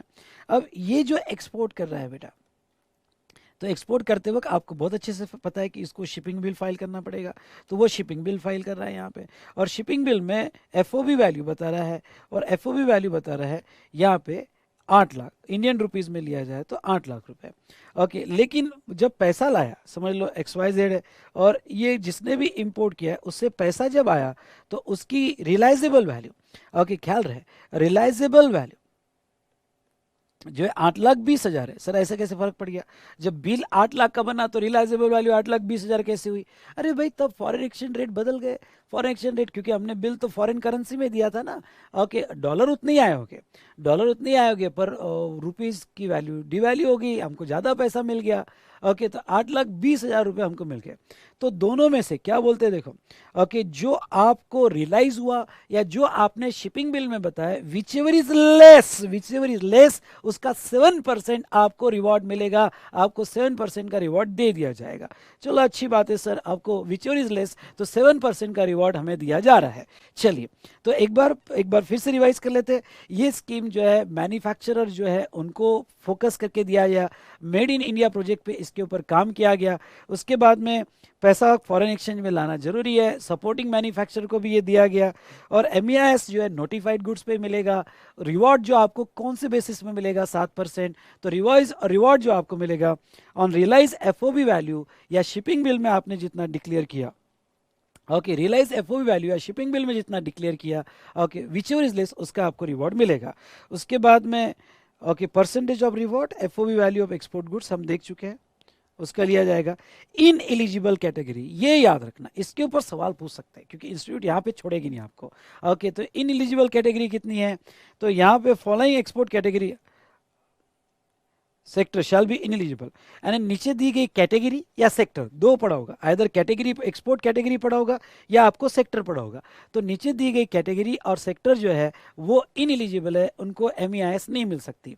Supplies made from DTA units to SEZ, हाँ ओके, देखो भाई एडवांस ऑथराइजेशन है, ओके, या एडवांस ऑथराइजेशन अगर आप SEZ को देते हो तो मिलता है, लेकिन MEIS नहीं। मतलब ये तो रिवॉर्ड है ना, और आप SEZ को दे रहे हो तो टैक्स के जो बेनिफिट है वो ले लो, ओके, लेकिन यहाँ पे रिवॉर्ड नहीं मिलेगा। दूसरा, export of imported goods cover under import for export provision, ख्याल रहे। ओके, अगर आप एक्सपोर्ट कर रहे हो, मजा आ रहा है, आप बहुत बड़े एक्सपोर्टर हो। एग्जांपल लो यहाँ पे नवीन, ओके सर मैं एक्सपोर्टर हूँ, मुझे भी रिवॉर्ड चाहिए, मैंने कितना एक्सपोर्ट किया, लेकिन नवीन ने वही गुड्स का एक्सपोर्ट किया जो इंपोर्ट किए थे। ओके, क्या किया नवीन ने, चाइना से लाके US को एक्सपोर्ट कर दिया। तो अगर आप इंपोर्ट गुड्स का एक्सपोर्ट कर रहे हो तो आपको MEIS नहीं मिलेगा। एक बार फिर से, आप इंपोर्ट गुड्स का एक्सपोर्ट कर रहे हो तो आपको MEIS नहीं मिलेगा दोस्तों। उसके बाद में export through transshipment, meaning thereby export that are originated in third country but tranship through India. मतलब क्या, बहुत सी बार ऐसा होता है कि हम जो है एक्सपोर्ट कर रहे हैं ट्रांसशिप गुड्स, मतलब इंडिया में क्लियर नहीं हुआ है। ट्रांसशिपमेंट का मतलब हमने कस्टम में देखा था कि वो हमारे पोर्ट पे आ रहे हैं, लेकिन यहाँ से थर्ड जापान जा रहा है। तो कोई इंडिया का इंपोर्टर है, उसने गुड्स लाया और हमारे पोर्ट से वहाँ यहाँ से ट्रांसशिप कर दिया कोई थर्ड कंट्री को, ऐसा एक्सपोर्ट होगा तो वो सिचुएशन में यहाँ पे उसको ये स्कीम नहीं मिलेगी, वो एक्सपोर्ट में कैलकुलेट नहीं किया जाएगा। इसलिए आपको एक प्रैक्टिकल क्वेश्चंस भी आ सकता है, और ये प्रैक्टिकल क्वेश्चंस में वो बोलेंगे कि भाई इसको MEIS मिलेगा क्या। ओके, उसमें एक डालेंगे कि भाई SEZ को सप्लाई किया, उसके बाद में इंपोर्टेड गुड्स का सप्लाई किया इतने अमाउंट का, एक्सपोर्ट किया, ट्रांसशिप गुड्स किया इतने अमाउंट का, तो आपको ये सब डिडक्ट करना पड़ेगा। ख्याल रहे, ये आपको सब डिडक्ट करना पड़ेगा, इसके ऊपर MEIS रिवॉर्ड में कंसीडर नहीं होगा। यानी जब आप जनरल रेट 7% निकालोगे तो वो जनरल रेट जो FOB वैल्यू का निकलेगा तो सभी एक्सपोर्ट नहीं लिया जाएगा।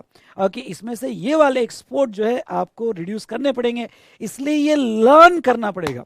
बेटा मैं कहता हूं महीने में 2 बार एटलीस्ट ये जो स्कीम्स है, महीने में 2 बार एटलीस्ट जो ये स्कीम्स है इसको लर्न कर लेना। ओके, आप मैक्सिमम टाइम जो है क्वेश्चंस जो स्कीम पे आई है, मतलब मेजॉरिटी केसेस में देखा जाए, ओके, तो जितनी भी पास एग्जामिनेशन आप देखोगे तो ये स्कीम्स के क्वेश्चंस है, प्रैक्टिकल क्वेश्चंस बना सकते हैं या स्ट्रेट फॉरवर्ड क्वेश्चंस बना सकते हैं, इसलिए स्कीम पे आप ज़्यादा से ज़्यादा ध्यान दीजिएगा। तो ऐसे सिचुएशन में बेटा जहाँ तक देखा जाए एक्सपोर्ट थ्रू ट्रांसशिपमेंट होगा तो आपको नहीं मिलेगा। डीम एक्सपोर्ट होगा, हाँ डीम एक्सपोर्ट को भी ये रिवॉर्ड नहीं है। Okay, SEZ, EOU, ESTP, BTP product exported through DTA units. हाँ, अब देखो अगर दो इसमें फर्क समझ लो, DTA SEZ को देता है, कम ऑन मैं आपका ध्यान चाहूंगा, DTA SEZ को देता है तो नहीं है। अब SEZ अगर डायरेक्ट फिजिकल एक्सपोर्ट करता है तो मिलते हैं, लेकिन अगर SEZ एक्सपोर्ट कर रहा है पर वो डायरेक्ट खुद एक्सपोर्ट नहीं कर रहा है, कोई डोमेस्टिक टैरिफ एरिया, DTA मतलब डोमेस्टिक कंपनी, उन्होंने ऑर्डर दी और उन्होंने SEZ को पास ऑन की, मतलब ऑर्डर लेने वाला, ध्यान सुनिएगा हिंदी में लिखो, ऑर्डर लेने वाला कोई डोमेस्टिक कंपनी है और उसने SEZ को ऑर्डर पास ऑन किया, उसने SEZ को ऑर्डर पास ऑन किया, तो ऐसे सिचुएशन में आपको SEZ को ये बेनिफिट नहीं मिलेगा क्योंकि उन्होंने ऑर्डर जो है SEZ को पास ऑन किया और एक्चुअल एक्सपोर्टर डोमेस्टिक वाला बंदा है, SEZ नहीं है, तो ऐसे केस में ये स्कीम नहीं मिलेगी। उसके बाद में export product which are subject to minimum export price और एक्सपोर्ट ड्यूटी, ख्याल रहे ओके, हम एक्सपोर्ट ड्यूटी लगाते इसलिए है क्योंकि एक्सपोर्ट को डोमिनेट करना है, तो उस पर रिवॉर्ड का सवाल ही नहीं। इसलिए ऐसे प्रोडक्ट, ये भी बहुत इंपॉर्टेंट है और ध्यान में रखना, ऐसे प्रोडक्ट जिसके ऊपर एक्सपोर्ट ड्यूटी है या जिसकी एक्सपोर्ट प्राइस फिक्स है, कम ऑन मैं आपका ध्यान चाहूंगा, जिसकी एक्सपोर्ट प्राइस फिक्स है या जिसके ऊपर एक्सपोर्ट ड्यूटी है, वो प्रोडक्ट पे आपको जो है यहाँ पे ये MEIS स्कीम नहीं मिलेगी। और export made by unit in FTWZ, okay, तो जो कुछ फ्री ट्रेड जोन होते हैं, ओके, इसको फ्री ट्रेड जोन बोलते हैं, ओके, तो ये अगर एक्सपोर्ट मेड बाय यूनिट्स ये करते हैं तो इनको यहाँ पे MEIS नहीं मिलेगा। ओके, तो एक बार फिर से लर्न करना पड़ेगा कौन सा, तो आपने DTA से SEZ को दिया, उसके बाद में एक्सपोर्ट ऑफ इंपोर्टेड गुड्स होगा तो ट्रांसशिप गुड्स होगा तो वो रिवॉर्ड में आप कंसिडर नहीं करोगे, डीम एक्सपोर्ट नहीं कंसिडर करोगे। SEZ ने सप्लाई किया DT के बिहाफ पे तो वो नहीं कंसिडर करोगे। एक्सपोर्ट प्रोडक्ट जिसकी एक्सपोर्ट ड्यूटी या एक्सपोर्ट प्राइस मिनिमम फिक्स है, हाँ कुछ गुड्स की मिनिमम एक्सपोर्ट प्राइस फिक्स होती है बाय गवर्नमेंट, तो वो आप कंसिडर नहीं करोगे। और export made by unit in FTZ तो वो कंसिडर नहीं करोगे। तो इस तरह से हमने MEIS देखा। ओके, अब देखिए MEIS के लिए एक स्पेशल डिस्कशन मैं यहाँ करना चाहूँगा, बहुत इंपॉर्टेंट है फॉर MEIS बड़ा इंपॉर्टेंट डिस्कशन है और मैं यहाँ लेना चाहूँगा, ठीक है। और बाद में तो कॉमन प्रोविजन है, ये तो मैं बाद में पढ़ाऊंगा, कॉमन प्रोविजन फॉर MEIS और SEIS, ओके, ये तो मैं बाद में पढ़ाऊंगा, ठीक है। तो क्या इंपॉर्टेंट डिस्कशन है MEIS के लिए, देखिए, export of goods through courier foreign post office using e-commerce. पहले तो टाइटल को समझ लो, आप कुरियर या फिर आप फॉरेन पोस्ट ऑफिस E-कॉमर्स के थ्रू एक्सपोर्ट कर रहे हो। और अभी E-कॉमर्स बिजनेस तो बहुत बढ़ रहा है, Amazon ने तो पूरा सिनारियो चेंज कर दिया दोस्तों। तो देखो, export of handicraft items, learn करना, एग्जाम में क्वेश्चन आ सकता है। Handicraft items, handloom products, books, periodicals, leather footwear, toys, tailor made fashion garments, ये लिस्ट याद रखना, इसके ऊपर सवाल पूछे। Garments through courier or foreign post office using E-commerce of FOB value 5 lakhs per consignment shall be entitled for reward under MEIS. If value of export is more than 5 lakhs per consignment, MEIS reward would be calculated only basis of FOB value 5 lakhs। मतलब क्या, और नीचे फिर E-commerce का उन्होंने definition दिया है जो आप पढ़ लेना। अब वो क्या कहते हैं, देखिए, अगर आप पोस्ट या कुरियर्स से एक्सपोर्ट कर रहे हो और E-कॉमर्स के थ्रू कर रहे हो, मतलब ऑर्डर आपके वेबसाइट पे और आप कुरियर के थ्रू भेज रहे हो, तो आपको रिवॉर्ड मिलेगा। ओके, रिवॉर्ड मिलेगा, नो डाउट, पैसा तो आप कन्वर्टिबल करेंसी में ला रहे हो, रिवॉर्ड मिलेगा और 5 लाख तक का मिलेगा। मतलब आपने 2 लाख का बेचा, 2 लाख का 7%, 3 लाख का बेचा, 3 लाख का 7%, ओके, 5 लाख तक का मिलेगा। लेकिन ओके, पर कंसाइनमेंट, FOB वैल्यू पर कंसाइनमेंट ली जाएगी। लेकिन आपकी FOB वैल्यू 5 लाख के ऊपर है तो हम 5 लाख के ऊपर वाला अमाउंट कंसीडर नहीं करेंगे। हम ओके, अगर आपकी FOB वैल्यू 8 लाख है तो हम सिर्फ 5 लाख का ही, सुनिए, हम सिर्फ 5 लाख का ही यहाँ पे आपको बेनिफिट देंगे, ठीक है। नीचे E-कॉमर्स में रीड कर लेता हूँ। Okay, buying and selling of goods and services including digital product conducted और digital and electronic network for the purpose of merchandise export promotion scheme. E-commerce shall means the export of goods hosted on website accessible through the internet to purchaser, while dispatch of goods shall be made through courier or postal mode as specified in MEIS. The payment of goods purchased in E-commerce platform shall be done through international credit debit cards or and as per RBI circular, ठीक है। Now common provision देखो यहाँ पे, ये तो थोड़ा मैं बाद में ले लेता हूँ। ओके, तो यहाँ पे हमने MEIS कंसेप्ट देखा था। चलिए अब SEIS पे आ जाइए, SEIS स्कीम आ जाइए। देखो, पहली बार रीड करोगे टफ जाएगा, हमने एडवांस ऑथराइजेशन भी पढ़ा था, DFI पे टफ जाएगा, ओके, पर हमने क्वेश्चनर सॉल्व कर लिया, इजी गया। फ्रीक्वेंट रिवीजन करो, फ्रीक्वेंट क्वेश्चनर सॉल्व करो तो इजी जाते जाएगा। जितना आप इसको फ्रीक्वेंट रिवीजन में लोगे उतना ये आपको FTP इजी होगा। और 5 आउट ऑफ 5 मिल गए ना बॉस, तो मैं लिख के देता हूँ आप अब 80 जाओगे, लिख कर देता हूँ कि आप 80 जाओगे। जाना है आपको अब 80, बोलिए। ओके, सो आपको, ओके, राजेश खन्ना स्टाइल आपको अबो 80 जाना है, ओके, और यहाँ शाहरुख खान स्टाइल आपको अबो 80 जाना है बॉस। ओके, तो यस फ्रीक्वेंट रिवीजन करना पड़ेगा। हाँ, थोड़ा पानी पी लेता हूँ यार।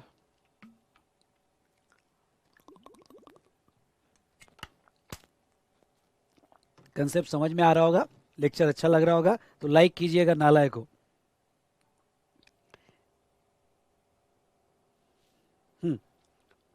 MEIS में कोई क्वेश्चन, MEIS में कोई क्वेश्चन बोलो।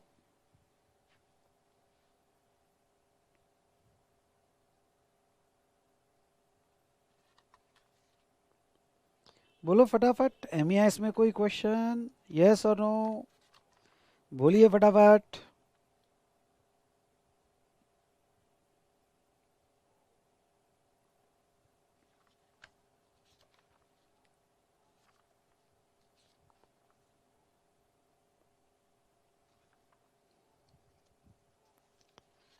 चलिए आते हैं। अब सेकंड स्कीम में आते हैं, SEIS। भाई वो ऐसा थोड़ी है मुझसे और तुझसे। ओके,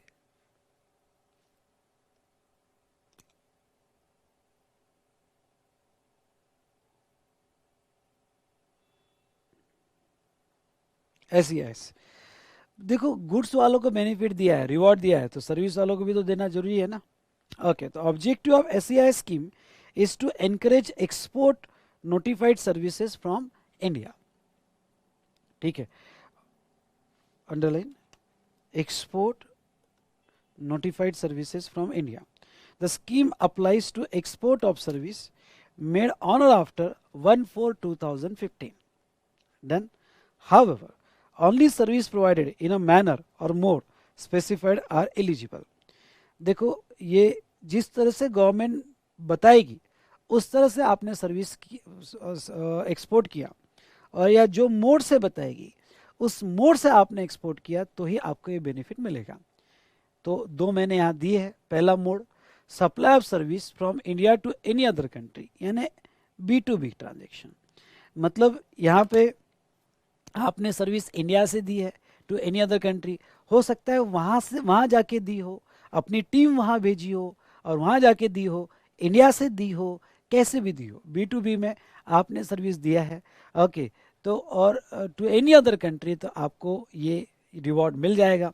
और supply of service from India to service consumer यानी B2C, तो service consumer to other country मतलब क्या, आपने वहाँ जाके नहीं दी, डायरेक्ट आपके पोर्टल से वहाँ के कस्टमर ने, भाई यहाँ पे मेरा लेक्चर जो है मैं वहाँ जाके तो नहीं दे रहा हूँ कोई सर्विस, लेकिन यहाँ डायरेक्ट जो नेपाल में स्टूडेंट्स बैठे हैं, दुबई में स्टूडेंट बैठ रहे हैं, लाइव मुझे देख रहे हैं, तो ऐसे सिचुएशन में कि यहाँ B2C ट्रांजेक्शन कंज्यूमर को दिया तो कंजम्पशन एब्रोड हो रहा है, तो भी आपको ये बेनिफिट मिल जाएगा। ठीक है, तो ये दो मोड उन्होंने दिए, ख्याल रखिए। पहला मोड B2B के केस में आप वहां जाके दो, यहां से दो, कैसे भी दो, okay, to any other country. इसमें तो पहले मोड में तो ये भी आता है कि आपका कंजम्पशन इंडिया में हुआ होगा पर बिलिंग बाहर है। सुनो, इंडिया में क्यों ना कंजम्पशन हुआ होगा सर्विस का, लेकिन बिलिंग बाहर है और आपकी सर्विस बाहर दी जा रही है, ओके, पैसा कन्वर्टेबल करेंसी में आ रहा है, तो आपको बेनिफिट मिल जाएगा। मोड 1 वो, और मोड 2 स्पेशली B2C जहां पे कंजम्पशन इंडिया के बाहर हो रहा है, तो वो भी कवर किया गया। चलिए नेक्स्ट, कौन एलिजिबल रहेगा, ये भी बहुत इंपॉर्टेंट है, याद रखना कौन एलिजिबल रहेगा। ओके, जिसके पास IEC है, ऐसा सर्विस प्रोवाइडर, ख्याल रहे, अगर किसी सर्विस प्रोवाइडर को ये स्कीम लेनी है तो उसके पास IEC होना जरूरी है, इंपोर्ट एक्सपोर्ट कोड होना जरूरी है। Where net free, underline, net free foreign exchange earn. अब नेट फ्री फॉरेन एक्सचेंज यानी क्या, ओके, तो यहाँ पे मैं एक आगे फॉर्मूला बताऊंगा, नेट फ्री फॉरेन एक्सचेंज कैसे निकाला जाता है वो भी बताऊंगा। तो वो कहते हैं net free foreign exchange earn of such service provider in the year of rendering service is, okay, in the year of rendering service is individual service provider, और या प्रोप्राइटर होगा तो $10,000 और अदर होगा तो $15,000। मतलब क्या, मतलब आप हमारे पास अपना मुंह दिखाने कब आओगे कि सर मुझे रिवॉर्ड चाहिए, सर मुझे रिवॉर्ड चाहिए।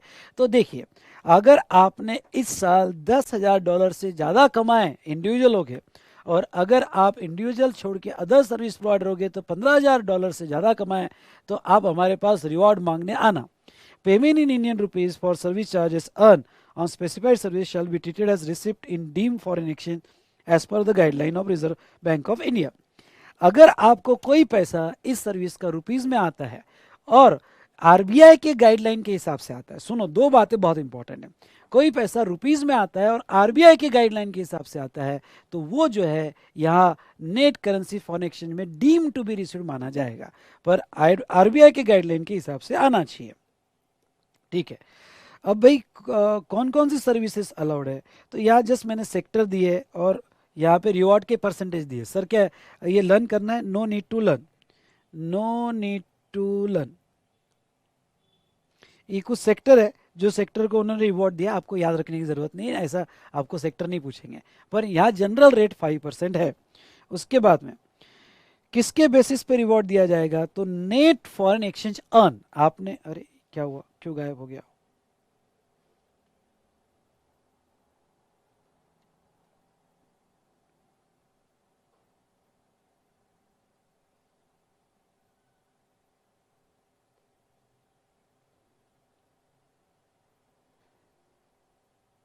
कुछ टेक्निकल प्रॉब्लम आ रहा है, फाइल ही गायब हो रही है।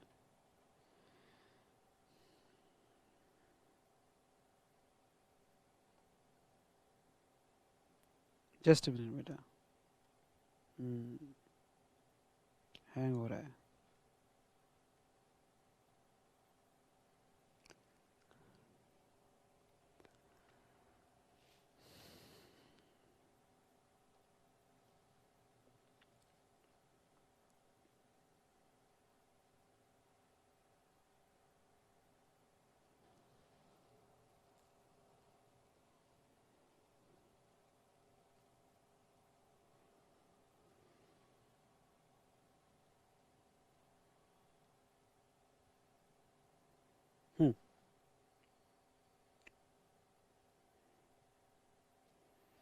नेक्स्ट अगर आप देखते हो तो इन एलिजिबल कैटेगरी, तो ये याद रखना, ये बहुत इंपॉर्टेंट है, प्रॉब्लम में पूछते हैं और इससे रिलेटेड केस स्टडी हम देखेंगे।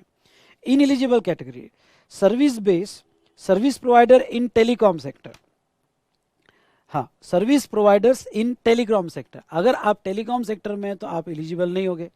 Export turnover relating to service of units operating under SEZ और supplies of service made to such units, मतलब क्या, अगर ऐसी वो एसईजेड सप्लायर है, export turnover relating to service of unit operating under SEZ, मतलब आपके 3 यूनिट्स है, ध्यान सुनिएगा, आपके 3 यूनिट्स है, एक यूनिट आप, 2 यूनिट आपके इंडिया में और एक आपका एसईजेड में, तो एसईजेड ने जो एक्सपोर्ट किया, ध्यान से सुनिए, प्रॉब्लम सॉल्व करते वक्त आएगा।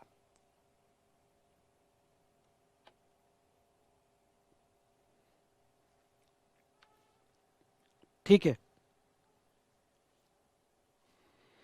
अब बेटा एसईजेड से आपने जो एक्सपोर्ट किया उस पर रिवॉर्ड नहीं है, अरे भाई एसईजेड के फायदे आप ऑलरेडी ले रहे हो यार, आपको हमने एसईजेड में बहुत सारे फायदे दिए तो रिवॉर्ड क्यों दे? हम तो ये उन लोगों को रिवॉर्ड दे रहे हैं जो ऑलरेडी कुछ बेनिफिट्स नहीं ले रहे हैं, उन लोगों के लिए। तो आप अगर एसईजेड से सप्लाई कर रहे हो तो उस यूनिट का एक्सपोर्ट नहीं लिया जाएगा, या आप एसईजेड को सप्लाई कर रहे हो तो ये एक्सपोर्ट नहीं माना जाएगा। तो ये था सर्विस बेस। दूसरा source base, other sources of foreign exchange earning such as equity depth, यानी आपने पैसा लाया, समझ लो यहाँ पे आपने पैसा लाया, इक्विटी कंट्रीब्यूशन से लाया, डेप कंट्रीब्यूशन से लाया, और गए सर मैंने फॉरेन एक्सचेंज लाया मुझे रिवॉर्ड दो, दूंगा दो खींच के, अरे तूने कमा के नहीं लाया, इक्विटी में लाया, पैसा देना पड़ेगा, डेप्थ, donation, receipt of repayment of loan etcetera.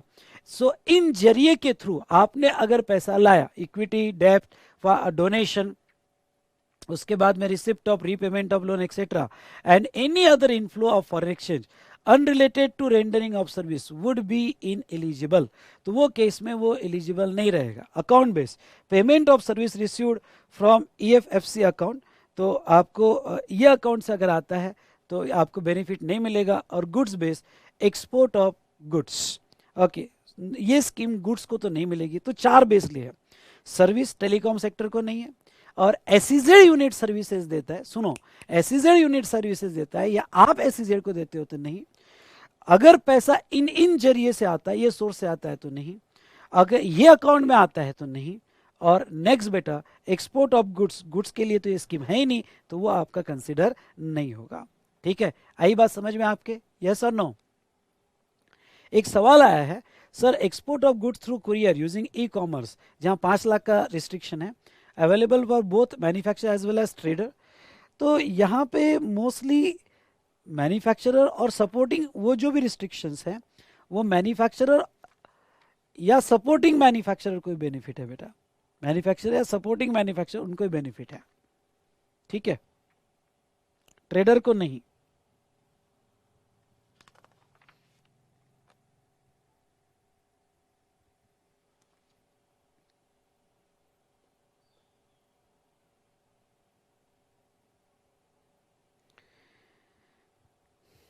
अब कॉमन प्रोविजन पे आइए, common provision for export from India scheme, MEIS और SEIS।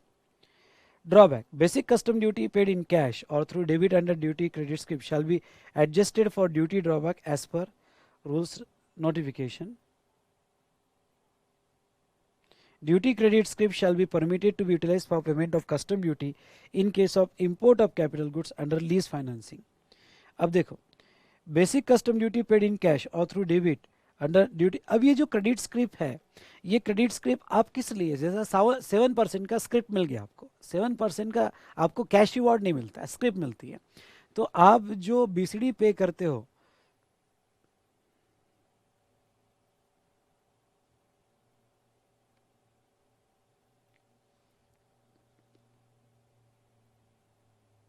हाँ, basic custom duty paid in cash और through debit under duties credit script.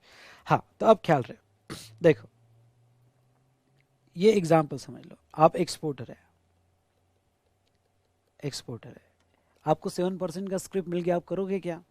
तो अब एक्सपोर्टर है, आपने एक्सपोर्ट किया, चलो भाई आपने एक्सपोर्ट कर दिया, आपको 7% का स्क्रिप्ट मिल गया और आपने समझ लो एग्जाम्पल लो, यहाँ पे 10 lakhs का एक्सपोर्ट किया, तो आपके पास स्क्रिप्ट आ गया 70K का, 70K का स्क्रिप्ट आपके पास आ गया, ठीक है। अब ये जो 70K का स्क्रिप्ट आपके पास आ गया बेटा, अब आप किसका करोगे क्या? तो ये स्क्रिप्ट को आप जो है टैक्सेस के लिए यूज़ कर सकते हो या एप्लीकेशन फीस के लिए, यानी जो स्क्रिप्ट आती है आपको, ये स्क्रिप्ट आप टैक्स पे करने के लिए यूज़ कर सकते हो जो इंडियन गवर्नमेंट लगाती है, या एप्लीकेशन फीस जो होती है, तो एप्लीकेशन फीस के लिए भी आप यूज़ कर सकते हो, ठीक है। अब समझ लो आप कोई अदर ट्रांजेक्शन में इंपोर्ट कर रहे हो, कोई अदर ट्रांजेक्शन है और इस पे इंपोर्ट कर रहे हो, ठीक है, इंपोर्ट कर रहे हो जिसके ऊपर BCD बेसिक कस्टम ड्यूटी 10,000 रुपये लग रही है। तो ये BCD जो है 10,000 रुपये आपके ऊपर लग रही है, ये कैश में ना देते हुए आपका यहाँ पे ई क्रेडिट लेजर बन जाता है। कस्टम में याद आएगा आपको, एक नया कंसेप्ट है 53A का, ई क्रेडिट लेजर बन जाएगा और ये आपकी स्क्रिप्ट 70K की इसमें जमा हो जाएगी और इसके आप ये 10,000 रुपये इसमें यूज़ कर सकते हो, आपका 10,000 रुपये इसमें यूज़ में चले जाएगा, आप 10,000 रुपये यूज़ कर सकते हो, 10,000 यूज़ में चले जाएगा, बचा कितना बेटा? तो आपका बचा अब यहाँ पे 60K है, तो ये जो 60K आपका बचा है, ये 60K आप बाकी इसमें यूज़ कर सकते हो, यहाँ तक तो कोई प्रॉब्लम नहीं। तो आपने पे किया नील और आपने कोई गुड्स लाया और ये गुड्स वापस से एक्सपोर्ट किया, ओके, नील पे करके एक्सपोर्ट किया, तो एक्सपोर्ट अगर कर दिया तो आपको अब ये गुड्स पे आपने देखा जाए तो ड्यूटी पे कर दी, और ड्यूटी कैसे पे करगी? तो आपका क्रेडिट स्क्रिप्ट यूज करके ड्यूटी पे कर दी, अब बाद में एक्सपोर्ट करते हो और एक्सपोर्ट करने के बाद आप ड्रॉबैक क्लेम करना चाहते हो, ड्रॉबैक क्लेम करना चाहते हो, तो क्या ऐसा होगा कि आपने कुछ दिया ही नहीं तो ड्रॉबैक मिलेगा कि नहीं? ऐसा नहीं है, आपने दिया जिसके लिए आपने अपना रिवॉर्ड यूज किया, तो अगर वो गुड्स एज सच आप री एक्सपोर्ट कर देते हो, ओके, या 75 में री एक्सपोर्ट करते हो, तो आपको ड्रॉबैक उसका मिल जाएगा। तो देखिए वो क्या कहते हैं, basic custom duty paid in cash और through debit under duty credit script shall be adjusted for duty drawback as per your rule, यानी वो ड्रॉबैक के लिए मिल जाएगा। दूसरा, आपको जो duty credit script shall be permitted to be utilise for payment of custom duty in case of import of capital goods under lease financing. अगर कोई आप लीज फाइनेंसिंग के अंडर इंपोर्ट कर रहे हो तो उसके कैपिटल गुड्स के पेमेंट के लिए भी आपको ये स्क्रिप्ट यूज करने मिल जाएगी, ठीक है। Transfer of export performance, transfer of export performance from one IEC holder to another IEC holder shall not be permitted. मतलब क्या?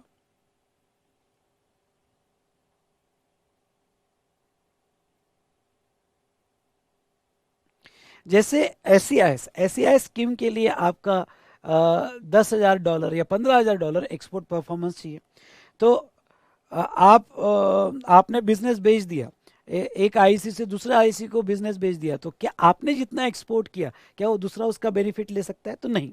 The shipping bill containing name of applicant shall be counted in export performance, turn over applicant only export proceeds from overseas are realized in applicant's bank account and this will be invoiced from EBRC FIRC. However, MEIS reward can be claimed either by supporting manufacturer, ख्याल रहे, supporting manufacturer along with disclaimer, यहाँ पे और by company, ख्याल रहे। SEIS में जो आपका $10,000 है या 15,000 है, ओके, उसमें जिसका नाम शिपिंग बिल पे है या जो एक्सपोर्ट कर रहा है सर्विस, उसका ही उसको मिलेगा। MEIS स्कीम में सपोर्टिंग मैन्युफैक्चरर को बेनिफिट मिल सकता है। Computation of net foreign exchange, okay, ये जो है SEIS पे, SEIS के लिए, SEIS, MEIS तो FOB है ना, आपका FOB वैल्यू पे मिल जाता है। SEIS के लिए नेट फॉरेन एक्सचेंज कैसा निकाला जाता है? Gross earning of foreign exchange relating to service sector in financial year, जितना भी आपको अर्निंग हुआ, less total expenses payment remittance of foreign exchange by IC holder, जितना आपने एक्सपेंसेस किया फॉरेन एक्सचेंज में रिलेटिंग टू सर्विस सेक्टर, तो उससे रिलेटेड जितना खर्चा है, तो आपका आया नेट। क्या क्या आपको जो रिवॉर्ड मिलेगा SEIS में, SEIS में रिवॉर्ड जो है आपने नेट कितना कमाया उसके ऊपर, तो आपकी total earning minus foreign exchange में कितना खर्चा किया आपने, वो छोड़ के आपका net foreign exchange. Receipt of forex unrelated to provision of service shall not consider foreign exchange remittance other than those earn rendering notified service would not be counted for entitlement. Thus, other source of foreign exchange earnings such as equity, debt, donation, loan etcetera. तो ख्याल रहे आप ये जो हम earnings देखेंगे, इसमें आपके इक्विटी कंट्रीब्यूशन से पैसा आया, डेप कंट्रीब्यूशन से पैसा आया, या डोनेशन से पैसा आया, ओके, डोनेशन से पैसा आया या रीपेमेंट ऑफ लोन से पैसा आया, वो कंसीडर नहीं किया जाएगा। And any other inflow of foreign exchange unrelated to rendering of service would be ineligible. Okay, any other inflow of foreign exchange unrelated to rendering of service, यानी आपके service से रिलेटेड वो पैसा ही नहीं है और आपको पैसा है, तो वो हम कंसिडर नहीं करेंगे। दूसरा, for x earning and expenses capacity of SP shall only be considered if IC holder is the manufacturer of goods as well as service provider. The foreign exchange earning and total expenses payment remittance shall be taken into account for the service sector only. अगर आप manufacturer और service provider हो, तो आपके earnings और expenses जो है वो सिर्फ सर्विस सेक्टर से रिलेटेड देखे जाएंगे, गुड सेक्टर से रिलेटेड नहीं देखे जाएंगे दोस्तों। तो ये था MEIS और SEIS स्कीम। देखो, रीड तो करना पड़ेगा बॉस, लेकिन आपको समझ में आया कि नहीं समझ में आया, बोलिए। रीड आपको करना पड़ेगा, सिर्फ इतना बताओ समझा या नहीं समझा। आपसे आंसर का, आपके आंसर का वेट करूंगा।